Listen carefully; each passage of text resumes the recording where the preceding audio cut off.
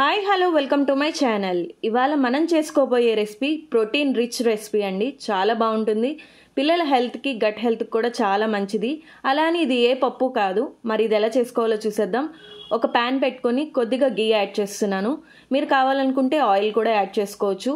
ఇదంతా కాగి గీ వేడెక్కిన తర్వాత ఇందులో తాలింపులు అయితే వేసుకోవాలి. ఈ తాలింపులకి శనగపప్పు, మినప్పప్పు, ఆవాలు, జీలకర్ర అయితే యాడ్ చేస్తున్నా అండి. మీ టేస్ట్కి తగినట్టు మీరు తాలింపులు వేసుకోవచ్చు.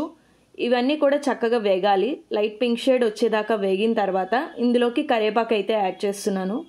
కరివేపాకు మాత్రం చాలా బాగుంటుందండి. ఇందులో టేస్ట్ స్మెల్ కూడా మంచిగా వస్తుంది కాబట్టి యాడ్ చేసుకోండి. ఇందులోకి కొద్దిగా వెల్లుల్లిపాయలు అలాగే ఒక ఎండుమిర్చి కూడా ముక్కలు చేసుకుని వేస్తున్నాను. ఇది వేగేలోపు ఆల్రెడీ పప్పు సిద్ధం చేసి అయితే పెట్టుకున్నాను.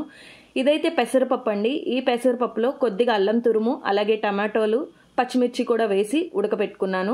ఈ ఉడకపెట్టుకున్నది పక్కన పెట్టుకోవాలి.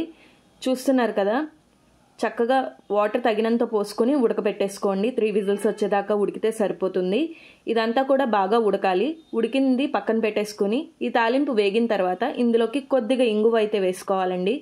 ఇంగువ మాత్రం ఖచ్చితంగా వేసుకోండి. మంచి ఫ్లేవర్ అయితే ఇస్తుంది కాబట్టి ఖచ్చితంగా ఇంగువ మర్చిపోకుండా వేసుకోండి. ఇదంతా వేగిన తర్వాత ఈ ఉడకపెట్టుకున్న పప్పుని ఇందులోకి యాడ్ చేసేసుకోవాలి కొద్దిగా. ఇలా యాడ్ చేసేసుకున్న తర్వాత చూస్తున్నారు కదా, ఇది నేను పప్పు కాదని చెప్పాను కాబట్టి పప్పు కాదండి. ఇది మనకి చారుకిను పప్పుకి మధ్యలో ఉంటుంది కన్సిస్టెన్సీ. కాబట్టి చూసుకుని అడ్జస్ట్ చేసుకోండి. మరీ చిక్కగా కాకుండా మరీ పలుచగా కాకుండా ఉంచుకోండి. అప్పుడే టేస్ట్ అనేది బాగుంటుంది. ఇలా చక్కగా వాటర్ తగినంత పోసుకొని చక్కగా మిక్స్ చేసుకోవాలి. మిక్స్ చేసుకునేటప్పుడు కొద్దిగా ఉప్పు అలాగే పసుపు కూడా వేసుకొని చక్కగా మిక్స్ చేసేసుకోండి. ఇది ఒక పొంగు వచ్చేదాకా మరిగించుకుంటేనే టేస్ట్ అనేది బాగుంటుంది. ఇది మనకి ఎంత మరిగితే అంత రుచి వస్తుందండి. చూస్తున్నారు కదా, చాలా పర్ఫెక్ట్గా ఈజీగా రెడీ చేసుకోవచ్చు. పిల్లలకి గట్ హెల్త్ కూడా చాలా మంచిదండి. అరుగుదల సరిగ్గా లేనప్పుడు ఇవి కనుక మనం చేసి పెట్టామంటే పిల్లలకి బాగా అరుగుదల ఉంటుంది.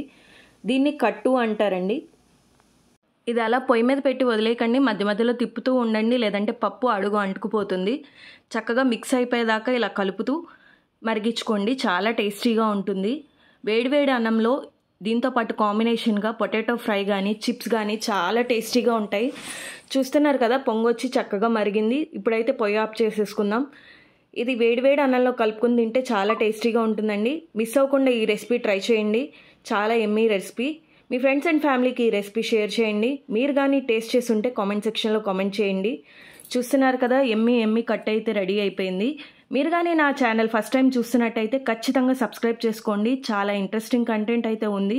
మిస్ అవ్వకుండా నా ఛానల్ అప్డేట్స్ అన్నీ మీరు రిసీవ్ చేసుకోవచ్చు. Thank you.